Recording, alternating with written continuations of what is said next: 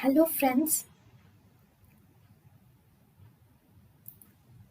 Welcome to Creative Medicine.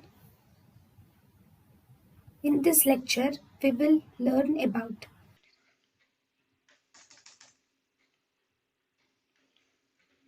Then we have heat map. In the heat map, this is actually a portrayal of global gene expression is called as heat map.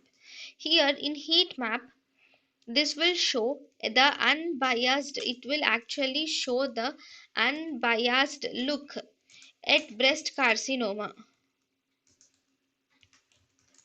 according to gene expression.